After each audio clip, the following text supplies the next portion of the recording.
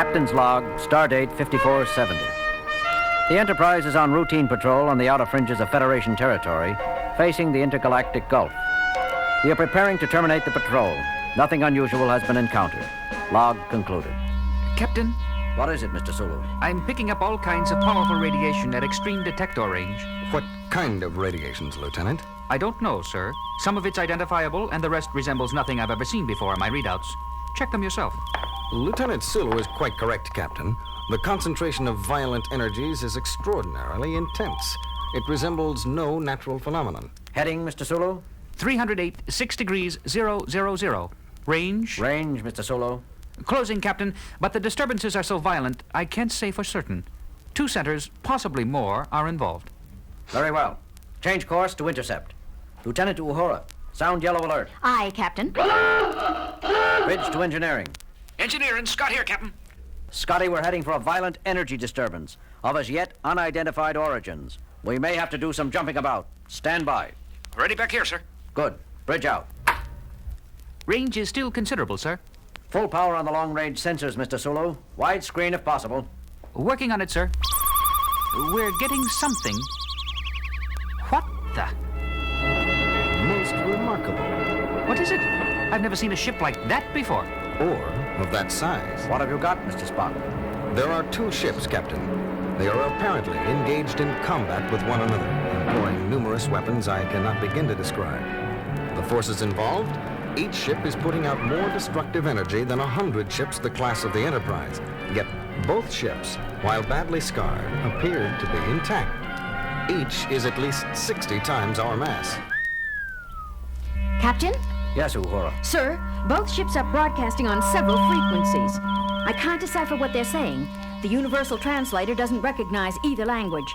The words are apparently directed at each other. Put it on the speakers, Lieutenant. Yes, sir.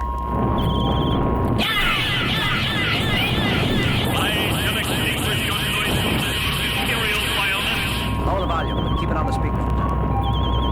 Mr. Spock, how are you coming with identification? Nothing in records yet, Captain. Still processing. Intruder, identify thyself. Uhura, give me a reply frequency. Ready, Captain. This is Captain James T. Kirk of the USS Enterprise. Who are you? Where do you come from? What dost thou represent? The United Federation of Planets and its allied peoples. I repeat, who are you? I am the Red Worm, 333rd Super Dreadnought of my class, built by the unified Dre peoples. There is nothing in my computer banks of a United Federation. Therefore, I must assume you are unneutral. For God's sake, Jim, confirm that we are neutral. It has been assumed, Doctor. Didn't you hear? Yes, but I don't want that thing to forget it. That's the biggest warship I ever saw. Except for the one it's fighting, of course. What ship? What ship? Identify yourself immediately! Uhura, did we just do that? This is a different frequency, Captain. The call is coming from the other ship. This is James Kirk, commanding the USS Enterprise, United Federation of Planets. We are... neutral. Impossible! I, renderer of the Nex Empire, have declared that all who are not allied with me are friends of the unmentionable Dre peoples! Sorry, but we really are neutral. We have nothing to do with either the Dre peoples, as you call them, or the Nax Empire. Spock, what have you got on those 2 stellar civilizations? I've never heard of either of them. Working on it, Captain. You must listen to me, or if you... I call on you to surrender your... Signals have faded out, Captain. They appear to have forgotten us already. They're fully occupied trying to destroy each other. And I have information on both groups. What is it, Spock? Where are they? They are no longer anywhere, Captain. According to mythological records, both races have been extinct in our galaxy for over 150,000 years. And know thou that I shall fight for another 150,000 or 150 million until the last remaining vestige of the blasphemous Nax are eliminated from existence. Where are your officers? Who am I speaking to? Which member of the crew? Crew? Officers? We of the Nax carry on for our builders and masters! No less we of the Dre, infidel. What do you make of that, Mr. Spock? I think there can be no doubt, Captain, as there is nothing in the records to indicate that either race was immortal. we must surmise that the crews of both ships have been dead for at least 150 millennia, and the war has been carried on all this time by the computer minds of these two ships. Incredible.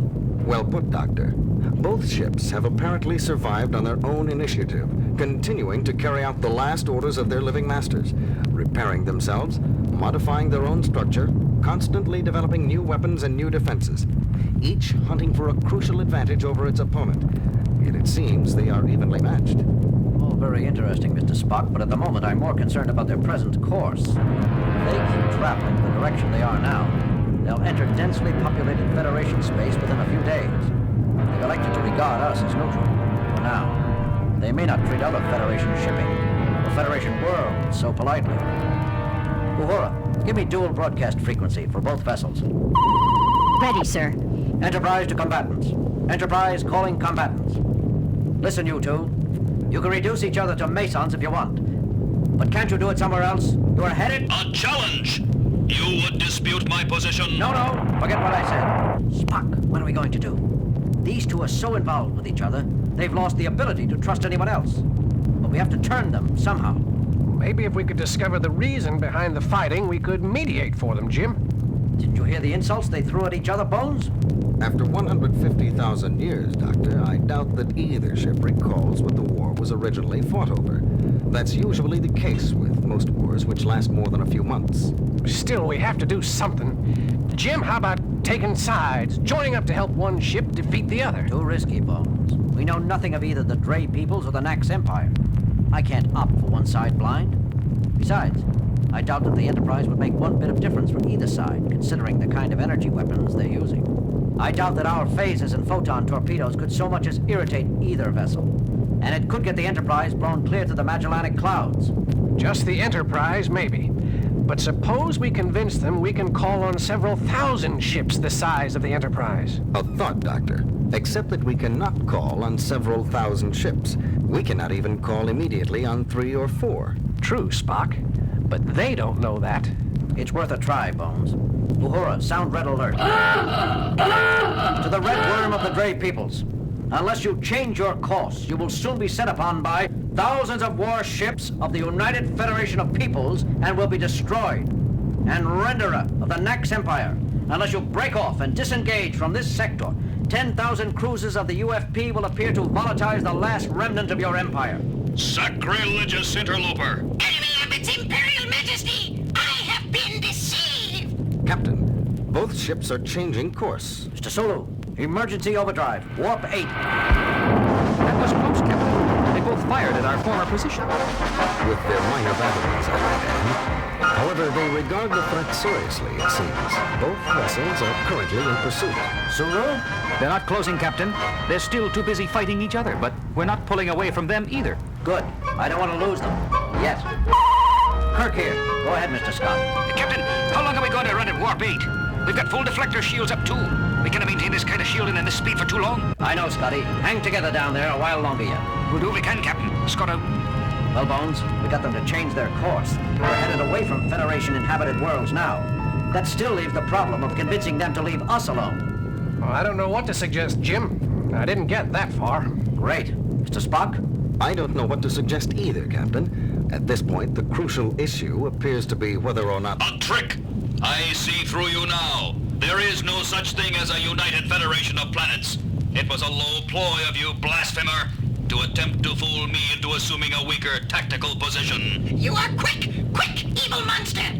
Did you truly think to trick me, with such a feeble lie? This United Federation, this tiny fabrication masquerading as an inhabited ship, is but a decoy, manufactured in your own perverted factories.